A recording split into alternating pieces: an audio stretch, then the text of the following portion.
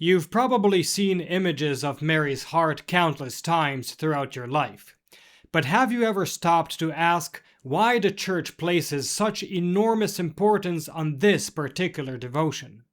Today we're going to uncover the beautiful meaning behind it. Stay tuned.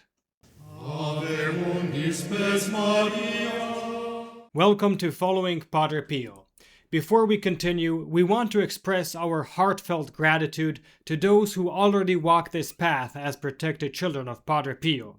Your quiet faithfulness is a living reminder that spiritual family is real. And perhaps this message is meeting you at a moment when your faith feels tested, when the weight you carry is known only to God. Becoming a protected child of Padre Pio is not simply about supporting this channel, it's about anchoring your own spiritual life more deeply. It's about placing your intentions, your family, and your hidden struggles under his spiritual care and protection. Your name and intentions are remembered in regular holy masses. A blessed image of Saint Padre Pio and a certificate mark your place within this prayer family. You don't have to walk alone. Take that step today. Join us through the link below. As you probably know, Padre Pio's devotion to Our Lady Mary was essential to his spirituality. In fact, it's hard to speak about Padre Pio without speaking about Mary. And this month, the month of August, has been dedicated to the Immaculate Heart of Mary since 1944, during Padre Pio's lifetime. So today, following in his footsteps and honoring a beautiful Catholic tradition, I thought we could take a step back and ask the question, why does the Immaculate Heart of Mary hold such an important place in the life of the Church? We've all seen images of Mary's heart before, but have you ever stopped to ask yourself what you're actually looking at? Well, let's dive in. Devotion to the Immaculate Heart of Mary has a rich history that dates back centuries. References to Mary's heart can be found as early as the 7th century. But the devotion really began to take shape in the 13th century through saints such as Saint Matilde, Saint Gertrude, and Saint Bernardine of Siena, to whom Padre Pio had a strong devotion, by the way.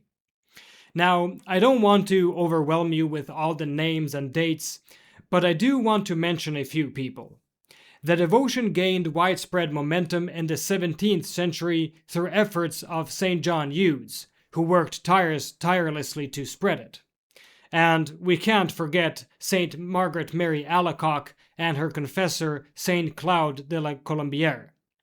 While they are best known for spreading devotion to the Sacred Heart of Jesus, they were also deeply devoted to Mary's Immaculate Heart.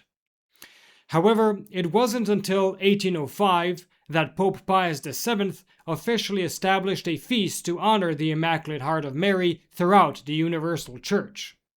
But before we go any further, I think we first have to understand something important. What exactly does the word heart mean in the Bible? Because when we speak about the Immaculate Heart of Mary, we're talking about something much deeper than an anatomical organ. Throughout Scripture, the heart is portrayed as the very center of a person, the place where love, decisions, desires, and devotion all come together. For example, in Proverbs we are told, "Above all else, guard your heart, for everything you do flows from it." Or Jesus' words in the Beatitudes, "Blessed are the pure in heart, for they will see God." And even earlier in Deuteronomy, we are commanded to love the Lord our God with all our heart, all our soul, and all our strength. In other words, the heart is not something we possess, it's who we are. And perhaps nowhere do we see this more clearly than in one of the most moving moments of Mary's life. In the Gospel of Luke, we encounter Simeon's prophecy when Mary brings the infant Jesus to the temple. Simeon tells her that a sword will pierce her soul. This verse is often associated with the imagery of Mary's Immaculate Heart pierced by a sword, symbolizing the profound sorrow she would experience throughout her life, especially during her son's passion. Perhaps you too know what it is to carry a sorrow quietly, loving someone while watching them suffer. Mary's heart reminds us that God sees those hidden sorrows. So when we look at images of Mary's Immaculate Heart, we are really looking at a symbol of Mary's entire being, her immense love for God, her sorrow at Christ's passion, and the compassionate love for every one of us. And in many ways, her heart mirrors the Sacred Heart of Jesus. But there is an important distinction. You see, Jesus' Sacred Heart primarily reveals God's love for humanity. Mary's Immaculate Heart, on the other hand, reveals humanity perfectly loving God. And I think that's a beautiful way of looking at it. When we venerate the Sacred Heart of Jesus, we recognize God's infinite love for us and try to respond to that love. But when we venerate Mary's Immaculate Heart, we are learning how to love God. We are, in a sense, asking her, "Teach me how to love Him the way you did." Because if we're honest with ourselves, many of us want to love God more deeply. Yet we struggle. We trust Him when life is going well, but when illness comes, when family problems arise, when prayers seem unanswered, or when we simply grow tired, that trust can be tested. Mary shows us what loving God truly looks like. It means trusting when we don't understand, remaining faithful when life becomes difficult, and staying close to Jesus no matter the cost.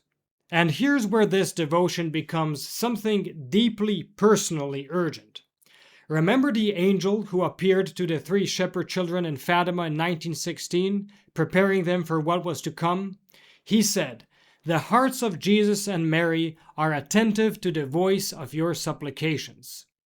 Later, Our Lady herself spoke to Lucia, one of the children, "Jesus wants to use you to make me known and loved. He wants to establish devotion to my Immaculate Heart in the world. To those who accept it, I promise salvation, and those souls will be loved by God as flowers I have placed to embellish His throne." Doesn't that stop you in your tracks? To be placed before God as a flower handpicked by Our Lady herself. Finally, in 1944, Pope Pius XII dedicated the entire month of August to the Immaculate Heart of Mary. Initially, he established the feast day on August 22nd, though it was later moved to the Saturday following the Feast of the Sacred Heart of Jesus in June. Despite this change, the dedication of August to the Immaculate Heart of Mary remains a cherished tradition in the Catholic Church. And so, as we follow in the footsteps of Padre Pio, perhaps this is our invitation today, not simply to admire Mary's heart from a distance, but to entrust our own hearts to her, to ask her to teach us how to love God more deeply, how to remain faithful during difficult moments, and how to stay close to Jesus every single day. Because ultimately, that is where Mary's heart always leads, never to herself, but always to her Son. As Padre Pio himself once said, "Always stay close to this Heavenly Mother, because she is the sea to be crossed to reach the shores of eternal splendor." Thank you for spending this time with us today. If this video touched your heart, please subscribe and continue journeying with us through the spiritual legacy of Padre Pio. And if you feel called to become part of our prayer family as a protected child of Padre Pio, you'll find the link below. May Our Lady and Padre Pio bless you.